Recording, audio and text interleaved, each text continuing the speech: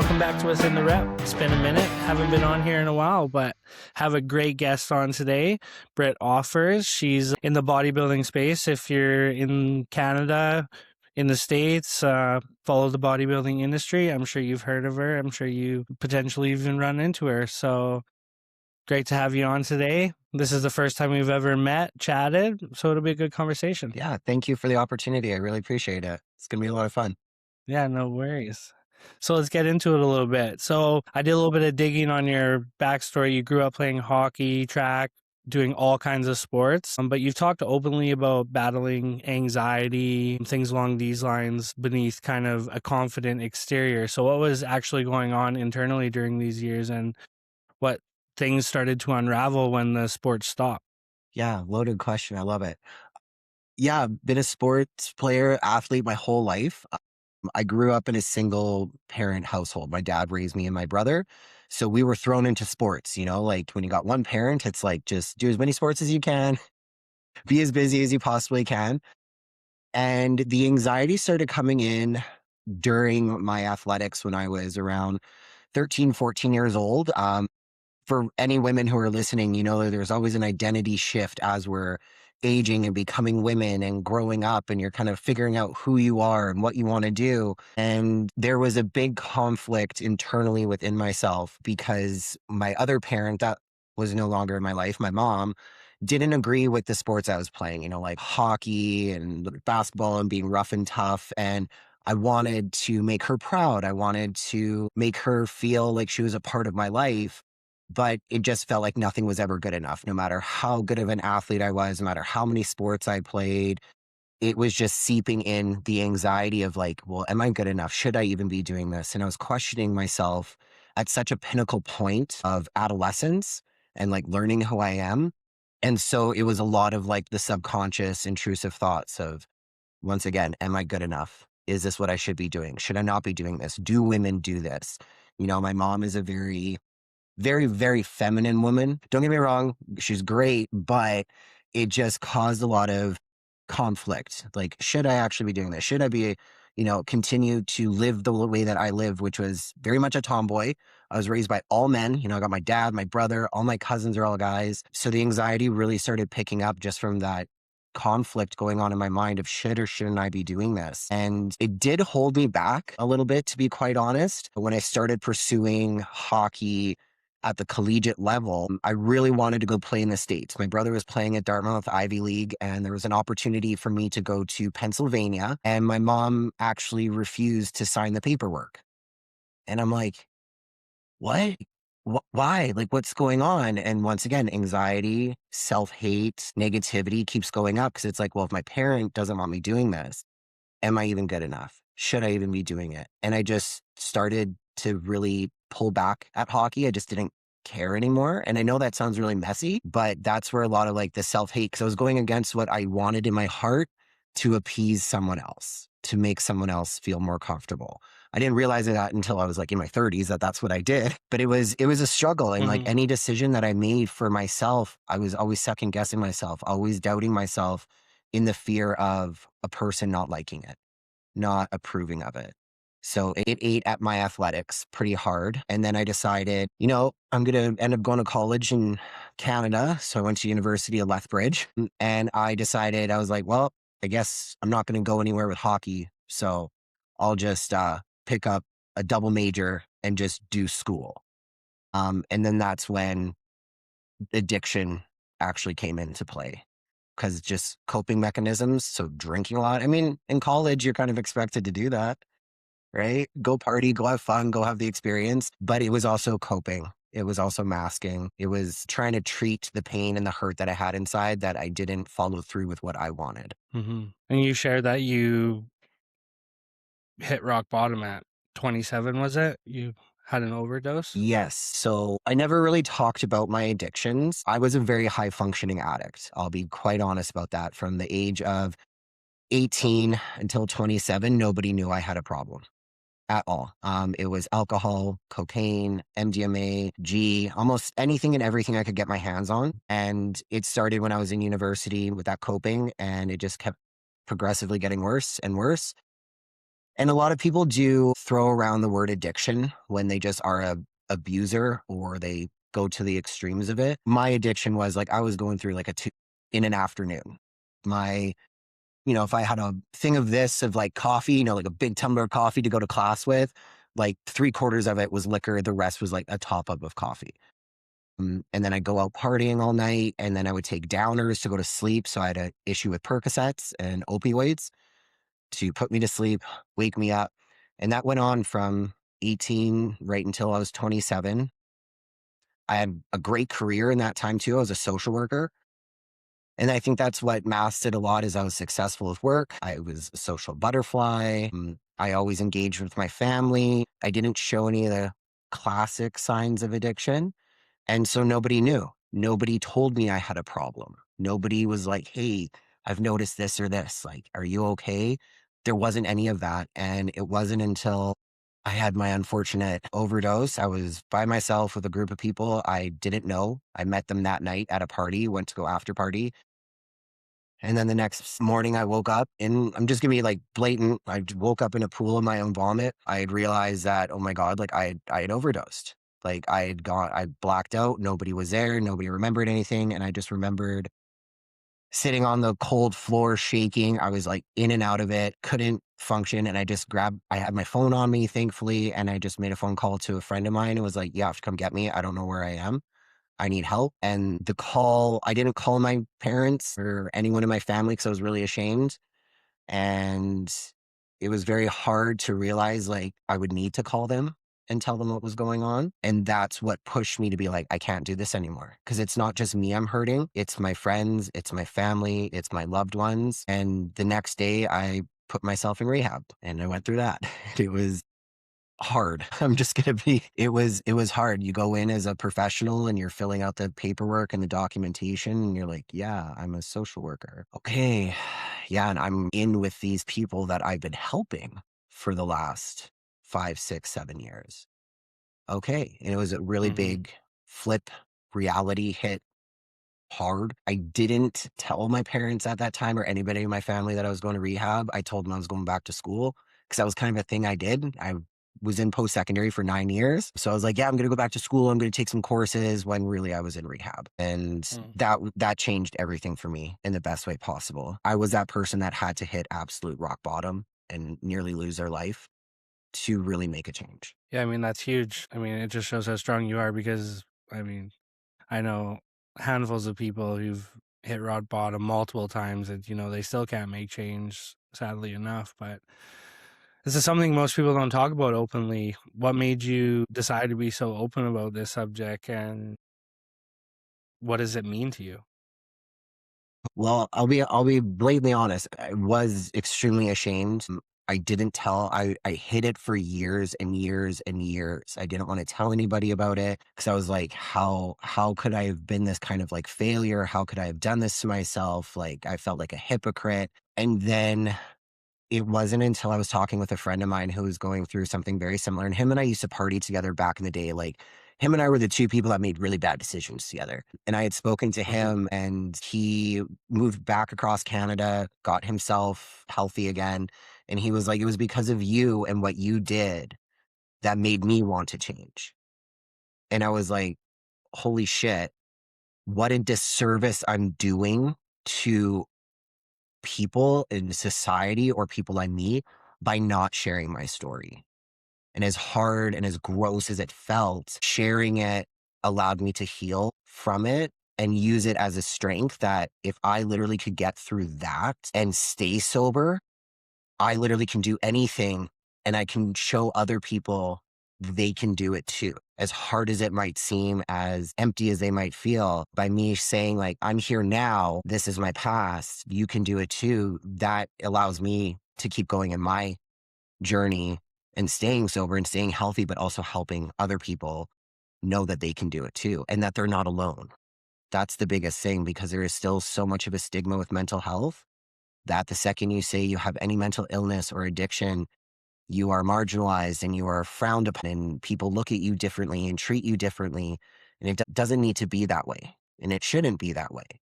If someone's going to talk about it, give them praise for just opening up about it.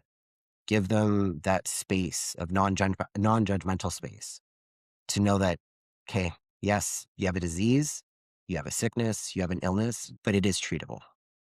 And that's the biggest thing that by me sharing my story, I hope other people can realize that too within themselves. Yeah, absolutely. I agree. I mean, it's a huge inspiration and it's, it's taking ownership of who you are. I mean, it's your identity, your past, your present, and your future, right? Those are all things that construct who you are. And if people align with that, then you can give them inspiration to move forward. I mean, that's very empowering and it does help a lot of people. I mean, it helped me. I mean, not a lot of people have role models growing up, people that they can reach out to, mentors. A lot of people are stuck in groups of communities, friendships that are toxic, surrounded by addiction and other negative things. And, having those lifelines to, even people might not even know you, and scroll your Instagram, see a story, see a post, and might really align with that. And then they find a new tribe, find a new community, right? All of a sudden they're surrounded by like-minded people who, looking to grow, looking to continue achieving things. you know Suddenly they become this second version of themselves that they never knew they were capable of and never knew could exist, right? And they develop a new identity, right? And then they can pass that on as well. And it's a good positive, I think it's a very positive thing to share these experiences. I mean, I think most people have some, vice, whether it goes to an extreme extent or not, but like there's no reason to feel guilt about that. There is people you can reach out to, there is people you can open up with, and they'll help you, give you the tools, and even just somebody to talk to, always helps, right? It really does. And I think for a lot of people, their journey through whatever their coping mechanism is, it's like, let's say it is addiction. A lot of people do feel that they don't have those people to talk to. And that's why we have professionals to do it. Like, you shouldn't feel ashamed to go to a clinic, to go talk to a doctor or a counselor. You are able to reach out to those people. That's why we have them available to us. And along my journey, I was quite alone because I knew that the people, as you said, like your environment, the people you hang out with can keep you kind of stuck. I literally broke up with those people. Like, I had phone calls, text messages, face to face conversations with friends that I'd been friends with for 10, 15 years where I'm like, I can't talk to you anymore. I can't be around you anymore because you're still doing XYZ. And I don't trust myself. And in no offense to them, I didn't trust them either to help me say no. When I first started getting sober, I would still hang out with them and I would walk into a house and they'd be handing me a drink right away. And I'm like, no, guys, like, no, I'm done drinking. I'm sober. Like, get me a glass of water. Put it in the same glass, but just water. Like, I don't want that. And it took them a while to understand it. And then, they'd be good for a couple of weeks and then it would happen again. And I'm like, so I just realized I had to just completely cut those people out of my life. I moved 3 hours south. Like, I moved completely away from the city I grew up in, from the entire environment. And it was so lonely, but I had the professionals in my corner. I had my therapist. I had my counselor. I had my AA groups. I had that support. That is what really changed it, while I had to literally change everything about myself. It was Mhm. really gnarly, but we do have the resources available that even if you do feel super alone or you don't know where to start, yeah, like as you said, if you see someone on Instagram talking about it, message them, be like, hey, I'm going through something similar. Like, where did you start? The worst thing that can happen is they don't respond, but at Yeah. least you reached out. Yeah, for sure, for sure. And I would say, some people have the like mind like you, and are willing to, reach out to those outlets. Like myself, I'll be honest, I was very stubborn. I was always like, they can't help me, and I always found, my alignment, and like getting that willpower to do better was, through people I looked up to, role models, and that was people that aspired to be, in the bodybuilding space, podcasters, etc. But I think, just listening to people and different mindsets allowed me to, kind of shift out of like this strict set mindset that I was raised in. And I grew up in Saskatchewan as well, so I know what it's like, growing up in a small town and the party mentality. Trust me, like I grew up in Moose Jaw, Saskatchewan, so Nice. I know all about that, right? And I used to party lots too, so it's very tough to get out of, especially in that small town. That's like immediately why when I graduated, I left. I moved to Vancouver and left all my friends. And did I leave all my problems behind? No, they definitely came with me, and it took me a long time to, find my path. And I think I found it through bodybuilding. I just gave all my energy into that. But let's talk a little bit about bodybuilding. Like how did it draw you? It's a pretty extreme sport, right? Yeah. Well, I am an extreme person. Yeah, for sure. If I'm going to do something, I'm going to go like 120 miles an hour doing it. Yeah, Part absolutely. of fitness was what helped me stay sober and got me into a healthier position. Like I found running when I was in rehab, and I would just run and run and run and run and run. But then that became an addiction in and of itself. And I was at the gym one time. Once again, I'm doing cardio for like the third or fourth hour. And I see this woman walk by me and she's just jacked. Like cap delt, shredded abs, like glutes that were just rock hard. And I'm like, can I have that? I want to look like that, because the physical appearance to me matched the inside that I had. And I was just like, yeah, like I'm strong, I'm tough, I'm resilient, I can get through fucking anything, but I wanted my look to match it. And I was like, I'm 6 foot. At the time, I was maybe like 140 pounds, soaking wet, skin and bones, because I was just doing cardio and not eating and all that stuff. Like I was doing the opposite of things, the Jenny Crack diet, if you will, fat burners and cardio, and maybe like a protein shake. And so I saw this woman and I was like, that's exactly what I want. And a friend of mine at the time, she was a bikini athlete. And I was like, dude, do you know her? Or like what can I do? And like, cause I loved my girlfriend's look, like bikini, like the delts and the glutes, but like it just didn't vibe with me. The woman I was looking at was actually a figure competitor. And my girlfriend like sat down with me. She's like, I'll tell you what it's going to take. And she talked to me about the nutrition and the training and the supplements and PEDs and all of that stuff. And I literally was just like, okay, give it to me. And she's like, okay, just you relax for a bit. Like, this is going to be like one of the hardest things you're ever going to do. And I'm like, psh, yeah, sure. Right. Yeah. And then I hired my first coach and I absolutely fell in love with it. The confidence, the power, the strength, something that was finally mine. I was creating something. I didn't need to listen to outside noise. I went against societal norms. Because when I started getting into bodybuilding, that was 2016. And so a lot of people saw me change, getting more muscular, and they're like, "Oh, like you're not as feminine as you were," and blah blah blah blah blah. And I'm like, I don't care. I feel good.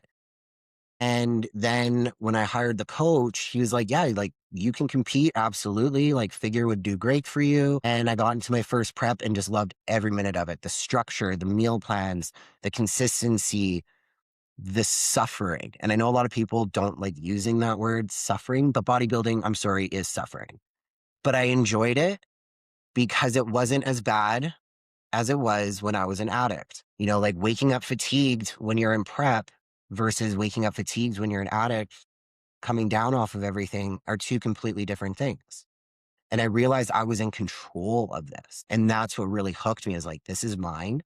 I get to do X, Y, and Z on my own accord, my choice, my decisions. It's not being created from something else. I'm not depending on these substances to make me feel better.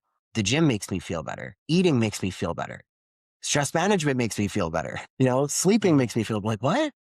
Being healthy makes you feel good? Crazy to think about that. But then getting into it, my first show, loved it. Did another one a couple months later, did nationals that year, and I was hooked.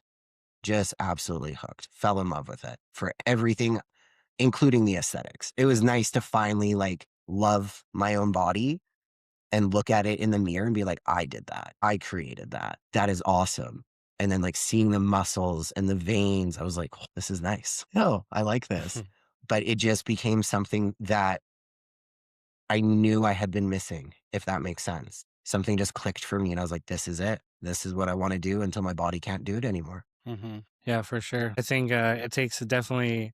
I think there's a lot of personalities like your type, my type, that come from tough times and then find a lot of fortitude in bodybuilding because it gives you so much gratitude. It gives you structure, it gives you routine. It gives you constant. Like people can equate wins to winning shows, etc., etc. But like I equate wins to getting a green light on the way home from work or way home from the gym. Like you're stacking wins all day. You're noticing like we can create positive progression like through every hour of our day with what we do, right? Because we are so focused on performance and it improving inevitably, right? And then that only crosses over to every aspect of your life, right? No, it absolutely does. And I think that's where in the industry within bodybuilding, if someone's brand new, I think that's where they miss the mark is that they're looking for these big wins, these big successes all the time, like a big drop in the scale or a massive PR, these elaborate, crazy results. But really, and then they miss it. They're not fully satisfied. They don't really feel good about it. They're just dragging themselves through prep and then complaining about it. But when you step back and look at it, like just like you said, there's wins every single minute of every single day.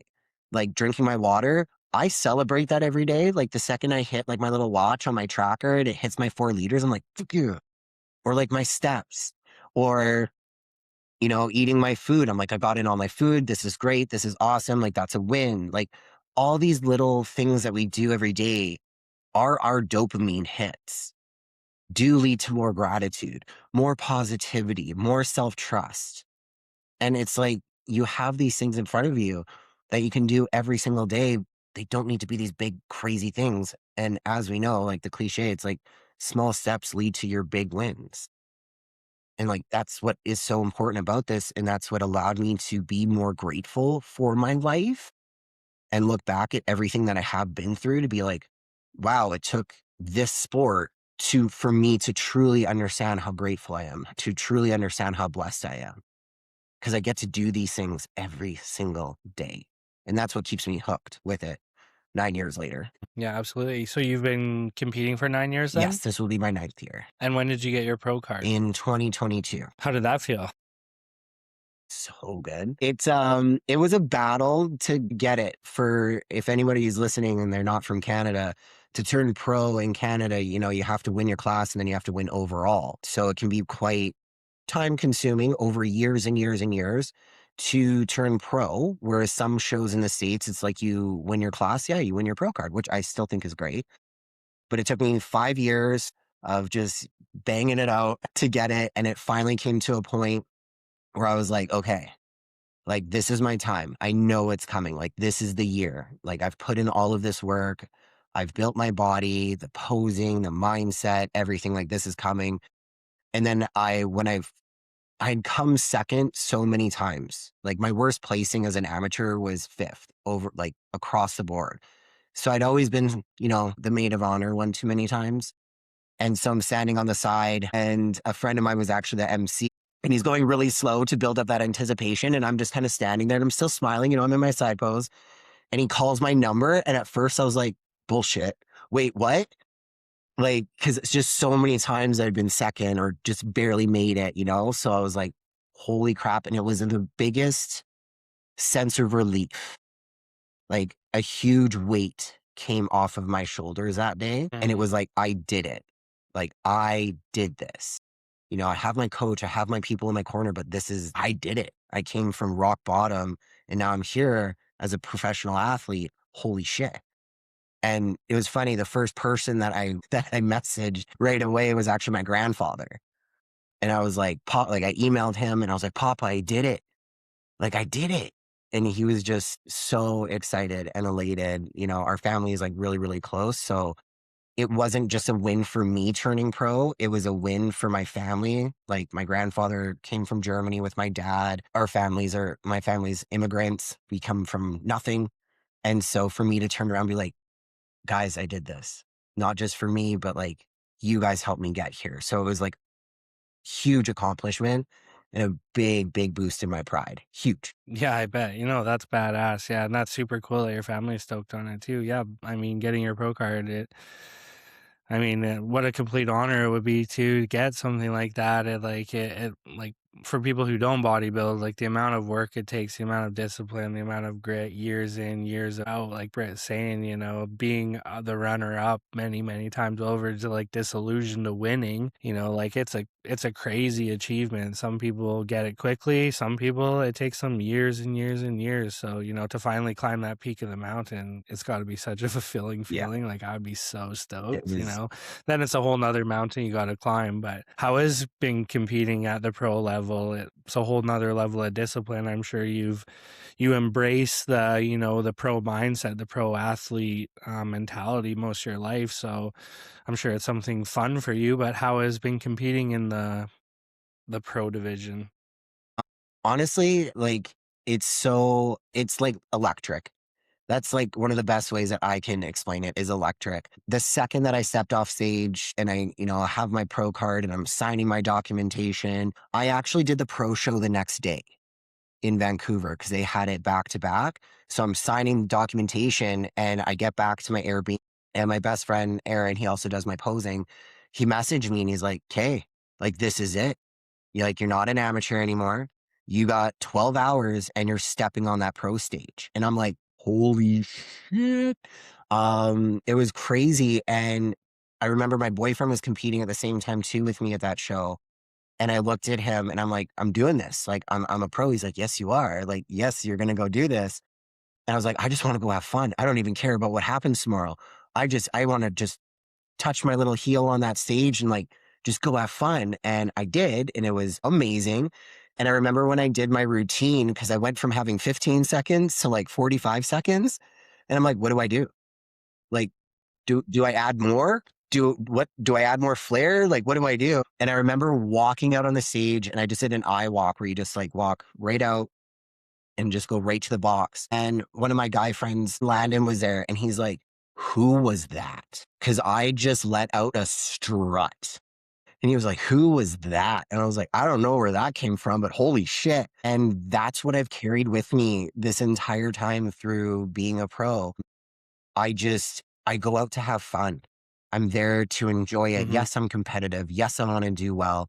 Yes, I always want to make the improvements on my physique, but it's about having fun. And that's the number one thing that I always keep at the top. So no matter what pro show I'm doing, no matter how stacked the lineup is, I'm just there to have fun. Because at the end of the day, it's the judge's opinion. It's what they see. It's by me fitting the criteria, filling out my frame the best that I can. I don't know what they're going to pick that day. We never know who's going to show up. So remove the Mm-hmm. pressure and just go have fun. And it's just been Yeah. incredible.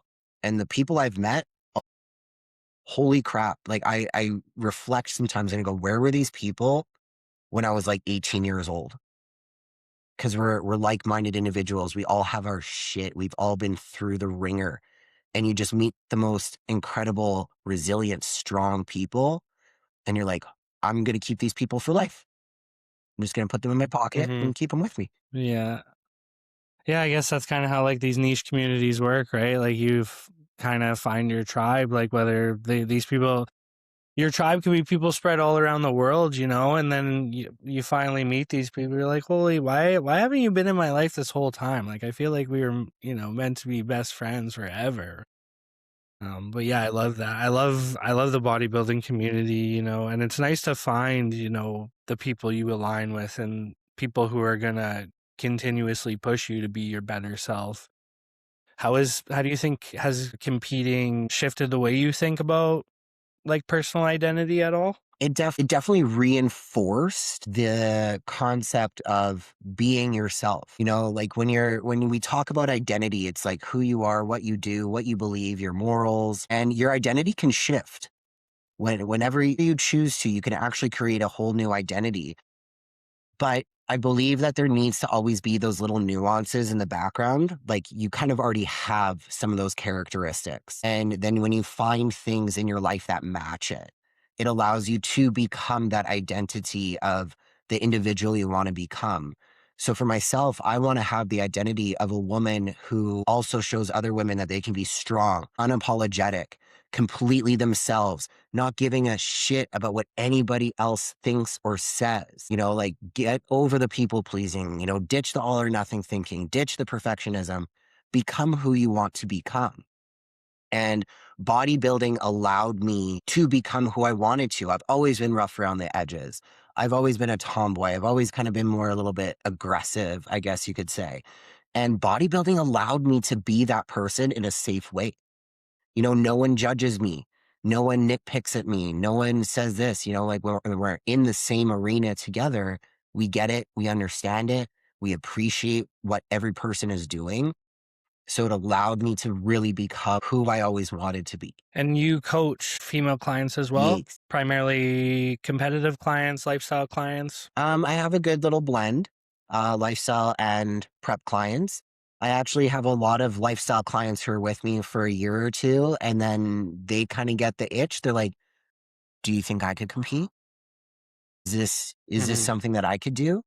And the way that I coach my lifestyle clients and my competitors, I don't teach teach different things.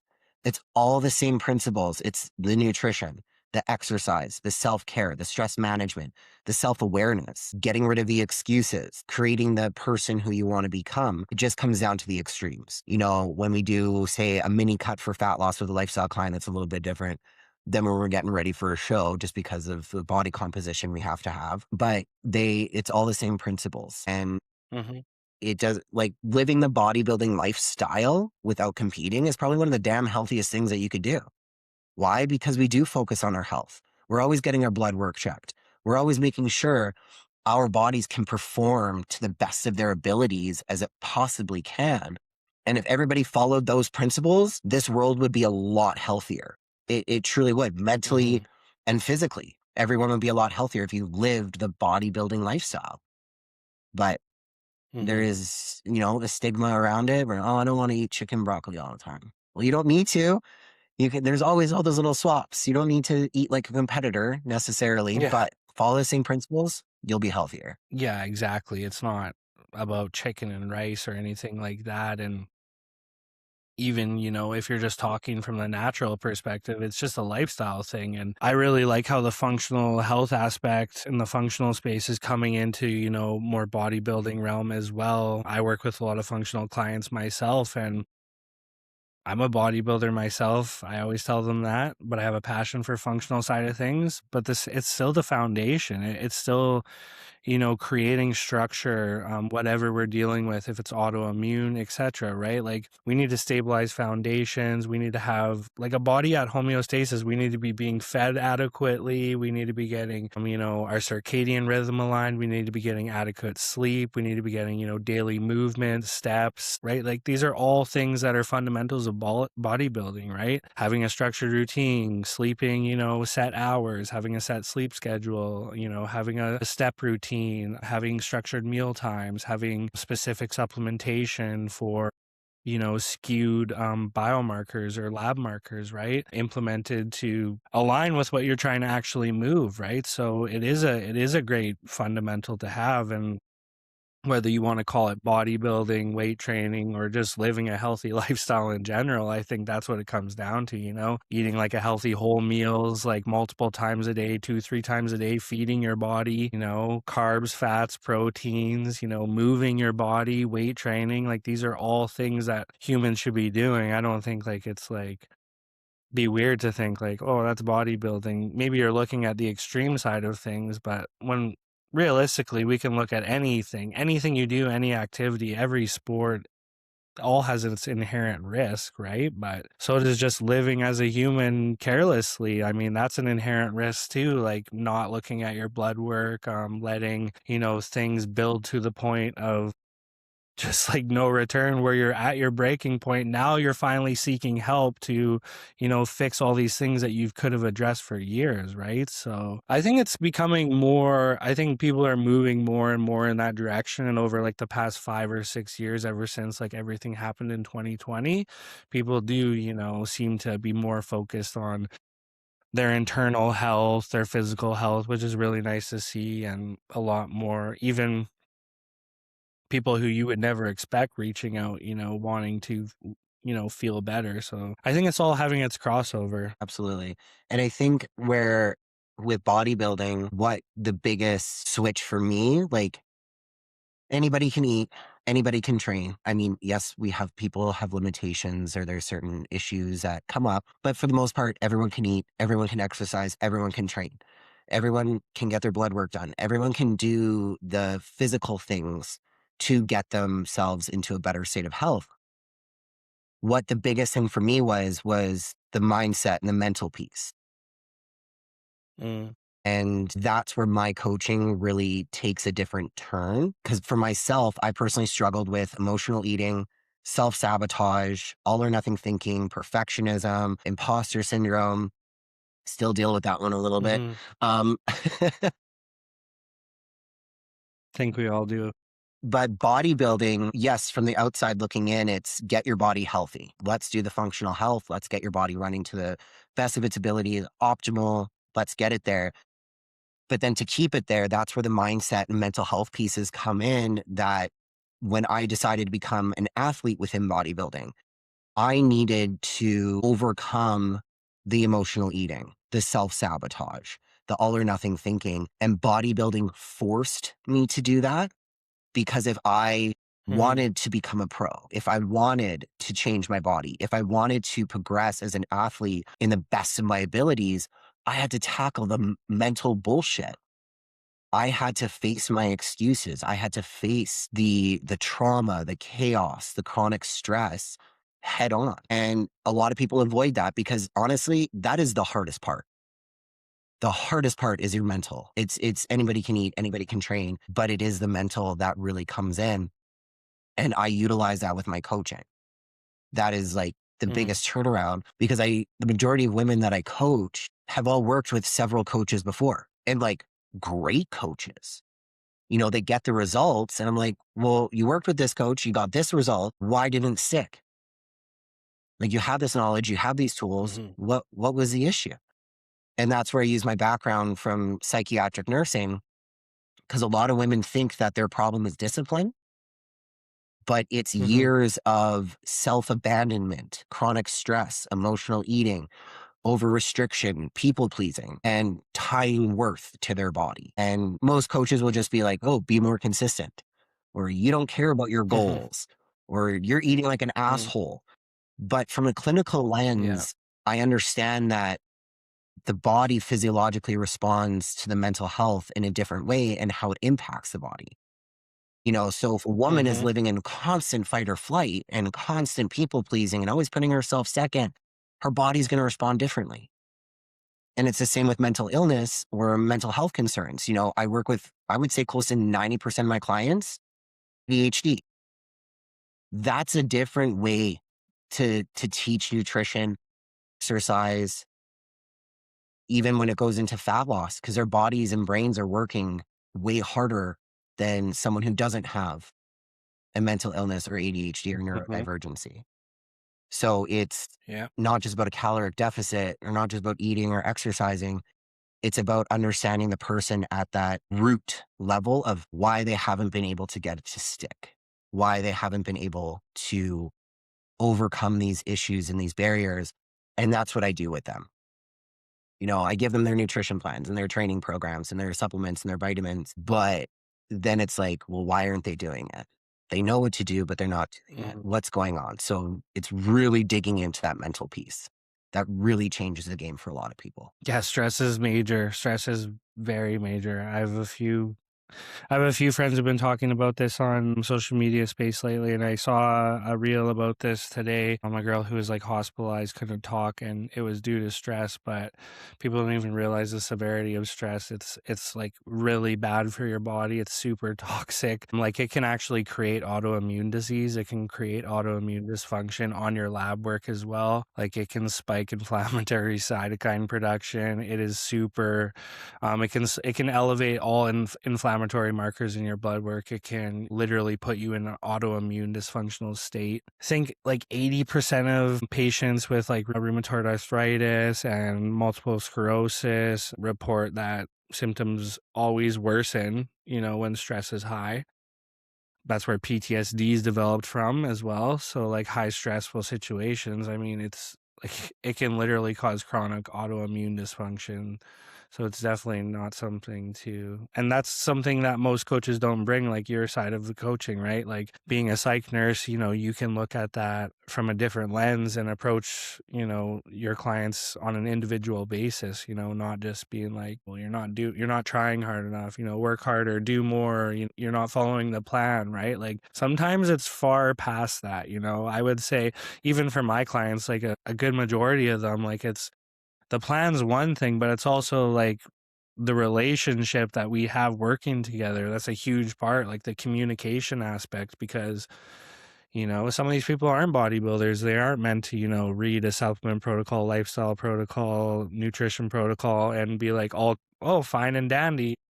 It can be very overwhelming, and it takes time for them to be able to, grab the rope and move through the course, like, and they need somebody who can support them, not just be like, yeah, you're not following the plan. I gave you the protocol. You should be making progress. Like, this is on you, like, I'm not a therapist, like go get therapy somewhere else. That's not what you hired me for. You hired me for a meal plan, right? Like I like to be all encompassing. I like to be the support system. I mean, I think that's a part of the job anyway, right? Yeah, I would agree that is what a coach is. There's too many people who I'm just gonna say it, like put coach behind their name, and they're not. And Mm-hmm. there are fantastic coaches out there that are extremely supportive and take the time to understand the mental side of things. And I give them mad props for that. Like there needs to be more coaches that take the time to understand the mental health, the mindset. It's not just about behaviors. It's about the beliefs driving the behaviors, so Totally. when we have like, especially for clients, who fall off track, I'm not asking like, did you do your meal prep this week? Like, how was your sleep? Like, I do ask about sleep and like meal prep, but those are some of the behaviors. But I'm going, are you emotionally overwhelmed this week? Are you Mm-hmm. associating rest with laziness?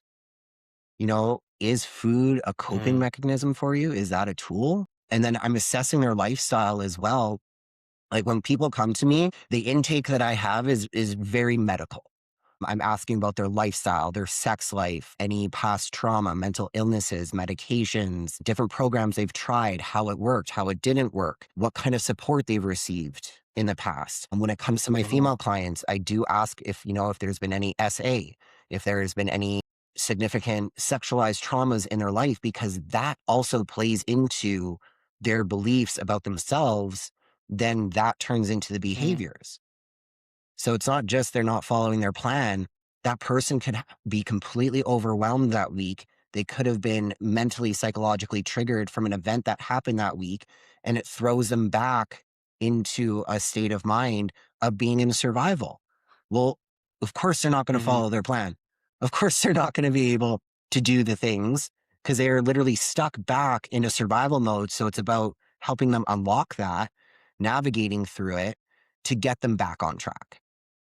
But we are using those as, anchors, whenever I have clients, Mm-hmm. especially who are high burnout, high stress, overwhelmed, I'm like, you got to eat. Because if you eat, your body is going to have energy to do the things that you need to do. Your brain is going to have the bandwidth to do the journaling, to do the self work, to think Mm-hmm. positively.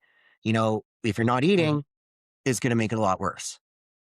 Okay, you didn't get your Yeah. cardio done today, but let's go outside and just go for a 10-minute walk. This is going to help give you some outside time, some sunlight, some breathing room. Then it allows them to take control again and realize like, okay, that was just a blip. This is going to happen because a lot of these mindset and mental health pieces don't just disappear overnight. This is months and years upon years of work. But if your body is running Mm-hmm. at optimal health, those things are going to be easier to work through. But it's about diving into the Mm-hmm. beliefs that lead to those behaviors that really separates getting people the long-term results that they want. Mm-hmm. Yeah, it's like GLPs in the space, right? A lot of people will move to GLP usage, and I want to take GLPs, I to lose weight. More often than not, these people have, an unhealthy relationship with food, and they're using it kind of as a crutch to get them through this tough phase. But what's going to happen when they come off, that relationship wasn't resolved, and, they're going to be leaving this GLP course, with this unhealthy relationship with food, and inevitably they're just going to gain weight back, probably worse than before. So, like, these are, like you said, you kind of have to address these hard challenges, face them on. You can't just brush them aside. I mean, it goes without saying for anything, right? In life, like, if it's a challenge is in front of you, like, you better take it head on and not let it by the wayside, because that's usually when things get much worse, right? Sweep it under the rug, deal with it later. This is your body. This is, the meat suit that you got to live in. Like, take care of it. So, on another topic, you coach around what you call muscle, mindset, money. The idea that your body, your confidence, and your financial life are all connected, which I absolutely love. Where did that philosophy come from? And can you walk me through what it actually looks like Yeah, for to you sure. when you start to unlock all three? Absolutely. And that philosophy honestly like came from my own life. I am my own best case study, if you will. But after, the first I would say the first 3 to 4 years of coaching women with health and fitness, I started realizing that the transformation was never really about the body. It is, but it really isn't. They weren't just struggling with fat loss or muscle building or trying to look good in a bikini. They were struggling with their confidence, self-worth, boundaries, emotional regulation, and then financial stress. All of Mm-hmm. that leads into survival mode and people thinking that this is just the way that it needs to be. And it doesn't. Once you go through a body transformation, you then realize you do deserve more and you are worth more. If you can do those hard things of like picking up the weights and changing your body and changing your eating habits, you teach yourself that you can create something bigger for yourself in life. And I absolutely live that. I mean, I've changed my career now 4 times because I know I deserve more than what a paycheck sitting at a desk is going to give me. And it was Mm-hmm. through bodybuilding and changing my body and getting healthy that taught me I do deserve more. I can have a bigger life. I can live in Delulu world. I'm allowed to. If you can think it, you can do it. That's what a lot of people don't realize. Mm-hmm. And so when I was, working 2, 4 jobs and running on caffeine and stress, in survival mode, I was exhausted, financially stressed. I was disconnected from myself. And I found that so many women I work with were the exact same. And the way a woman treats her body is usually the same way that she treats her finances, treats her career, treats what that looks like. So if you're constantly self-sabotaging with your body, you're probably self-sabotaging in your career and you might not know it. And Mm-hmm. I work with a lot of women that hate their jobs, don't enjoy it. And I'm not telling anybody to just pick up and quit. Don't just pick up and quit your Right. job if you hate it, but look at why you hate your job. Look at what is going on for you in your career. And it reminds me of actually one client that I currently have right now. She's getting ready for a bodybuilding show. First time her and I have ever worked together for her in a prep. And she works in human services, which is a very emotionally taxing job. And over the last 8 months, because of what she's had to do with changing her body, nailing her prep, her variables, she's now pushed that into her career where she is telling coworkers, no, I'm not doing that. That's your job. You can go do it. Mm-hmm. And taking her health days when she needs to and not picking up extra shifts just because someone needs it. She's now protecting more of her own energy and her own boundaries. And it's making her job more enjoyable now. Like now she's excited to go back into the office. Now she's Mm-hmm. actually enjoying working with her coworkers because she has taught herself her self-respect and trust, and it cascaded into her job. And now she actually can enjoy it. Then there's other women that really do hate their damn careers and they're like, I don't want to do this anymore. I realize I'm worth so much more. And they do end up leaving a job and going to another one. And I'm there to watch them do it. I'm there to support them, guide them, Mm-hmm. help them bounce ideas off because they look at me too, where I've left social work, I left teaching, I left nursing to create what I wanted. Mm-hmm. And those are 3 really secure stable jobs, right? And I'm like, no, no, Mm-hmm. I'm done with that. So we have this great community where not necessarily encourage people to leave their jobs, but leave the things or repair the things that aren't servicing them anymore. And it really cascades from starting Mm-hmm. with, I want to be healthier. I want to love my body. That cascades into, I want to love my life. And so anything that isn't servicing them, Mm-hmm. they now have the confidence, the self trust, and the inner power to make those changes. Mm-hmm. For sure. Yeah, I mean, look good, feel good, right? Walk into a room, feel the confidence, right? You feel like a leader, right? You have more confidence, have more authority, especially, for men, let alone women. But yeah, I couldn't agree more. And I mean, it took me 17 years to figure that out. I worked in construction my whole life, and not say I hated it. I enjoyed it, but it's not something I necessarily wanted to do the rest of my life. And finding a passion that I enjoyed, bodybuilding, functional health, and just pursuing that unwaveringly, if you put in the work, like anything, I saw this on the gym, I saw this on the Instagram the other day. You're willing to fail in the gym and like, it's going to lead to progress, but you're not willing to do this anywhere else in your life. I found that so funny because it's so true, right? Most people aren't willing to, burn the boat and, take a risk on themselves. And I'm not saying quit your job either. Like, have 6 months finances away so you can, confidently leave your work and not be stressed about your bills and be able to pursue your passion, whatever that may be. But I think now, 2026, I think we're moving into a new age in the world. And what better time than now to, make money doing something that you love, whatever it may be. And I mean, the internet space is full of any mentor you could want, right? So whether you want a business mentor, a functional coach mentor, literally anything, you can find it and you can go pursue that passion, right? And you can create wealth for yourself doing something you love. And I wouldn't say it's any easier than working for somebody else. I'd say it's a hell of a lot harder. Like I sit here and grind endlessly. Some days I'm like, I do not know what the heck I'm doing, but it'll all work out in the end. And it does, right? And that's all the belief, the mindset, that's what it all comes down to. You got to believe in yourself. You got to believe it to achieve it, right? And that's the thing I say to a lot of my clients who are struggling too. Like, I know things are tough right now, but like, let's just have some belief in ourselves. Let's have some, let's just cherish the very smallest wins we can, because that's going to harness, like you said, those dopamine spikes. It's going to move our mind into that positive energy. And that's what we need to, progress in life and heal. And positive energy is the key to success in life, right? A conversation's a transfer of energy, a transaction's a transfer of energy, like though it should all be good transfers, right? So that's what I'm always working to build, and I love your mindset around that as well. You're a pro athlete, like nurse, a coach, a business owner all at once, doing a lot.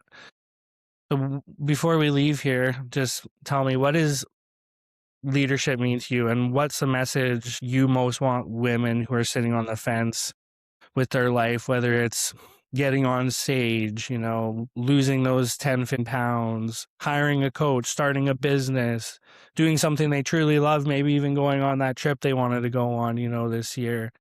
What do you want them to hear today? Like, what do you think would inspire them? Just do it. That's my reaction. Just do it. Yeah. Sponsored by Nike.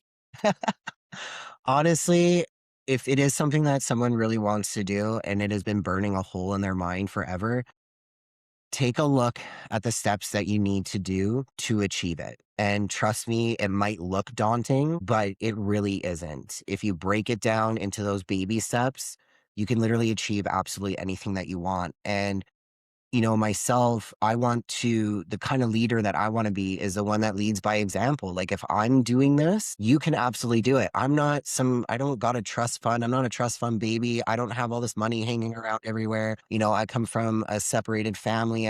All this background with addiction and all this. Like, if I can do it, literally anybody can. And it's leading through action and staying consistent, like showing up every single day. And for women, if you show up for yourself, if you keep those promises to yourself, the most incredible things will be able to happen for you. It's not just about a body transformation. It's about transforming yourself into the woman that you want to become. because she does exist. She lives inside of you, and you can absolutely achieve it if it is Mm-hmm. 100% of what you want. Just do it. Throw fear aside and just give her. Mm-hmm. That's the best thing I could tell someone. Mm-hmm. Yeah, I mean, burn the boat. What do you got to lose, right? You only have one life to live. And I think it might have been you that I saw this video, but I'm just going to throw it out there because it's on my mind. But you do not have to ask your husband for permission. Like, if you want to work with a coach, if you want to improve your health, you want to change your life, you shouldn't have to ask your partner for permission. And I mean, if you're a single lady doing your thing, all the single ladies do your thing. Just you got nothing to lose there, right? But I was just having this discussion with somebody I work with today, and I was like, how could this ever be an objection? Like, if my wife ever came to me and was like, hey Farron, hey babe, like, I was thinking about signing up with a coach, I'd be like, yeah, why didn't you then? Why are you talking to me about this? Like, you should have already signed up because you don't need my permission. Hell, you can really do anything you want. Like, you can go book a skydive this weekend. If that's what you want to do, go for it. Like, it's your life to live. I'm not going to control your decision making, especially if it's something that's going to improve your life. Like, send it. Like, you're going to look back at when you're 70-year-old sitting in your rocking chair, you're going to look back 30 years old. I really should have spent that $1,500, that $3K on coaching, like, what did I have to lose? But I didn't, God damn it. Like, why not just make that choice now, send it, do it. Cause when you look back on your life, you're gonna be like, I'm happy I at least tried. I'm happy I at least, went down that road, had the experience, went through the journey. That's what it's all about. You shouldn't have to ask anybody for permission. We need more husbands like you. Well, come on. I mean, that's why you're with, like, the person you're with is because you two are in alignment, right? I mean, do you, right? Like, as long as you're not hurting the other person or hurting yourself in the process. Like, if my wife was like, I'm gonna go do something crazy and, like, she's gonna hurt herself, I'd be like, whoa, whoa, whoa, whoa, okay, here, maybe we should think about that, right? But, like, she's like, oh, I'm thinking about setting up a shooting range in the apartment here. Can you stand down range for me? Like, no, that's probably not a good idea, like. That's actually something my boyfriend would actually ask me to do. He'd be like, hey, can I put like just an archery range in the basement? Can we do that? That's Yeah, exactly like what he no would ask doubt. me. Yeah, I mean, that'd be cool. Goals for sure. All right, Britt. Well, it was absolutely amazing having you on today. It was a really great conversation. Hopefully we cross paths. I'm sure we will one day and get to shake your hand and give you a high five. But I love what you do. You're a very competitive athlete. I love, your mindset and your approach to how you work with your clients. I think it's very positive, and it's nice to have like-minded people in the industry doing good work. So I really appreciate you taking the time out of your day to come on and chat and share your words of wisdom. If people want to find your page, I will drop your handle in the show notes and everything. But if you want to shout out where you come from, where people can find you. Yeah, so Instagram's the best way to get a hold of me. My handle is offsb, IFBB Pro. Check it out on there. Fire me a DM. Any questions, curiosities, maybe need a swift kick in the butt.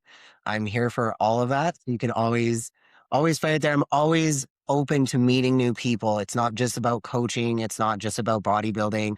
I love meeting new people and connecting and sharing stories. You never know where those relationships can go. Yeah, likewise. Like, hit me up even if you ever just want to bump a chat, talk about things, shoot the shit, have somebody to shoulder to lean on. Like, I'm sure Britt's the same way. Like, we're here for you. I mean, that's why we got into this anyway, to help people, right? Feel good. I mean, that's why I have a podcast, so we can share our thoughts, bring people together. So that's why we're here. I appreciate y'all coming out within the rep. We'll see you soon.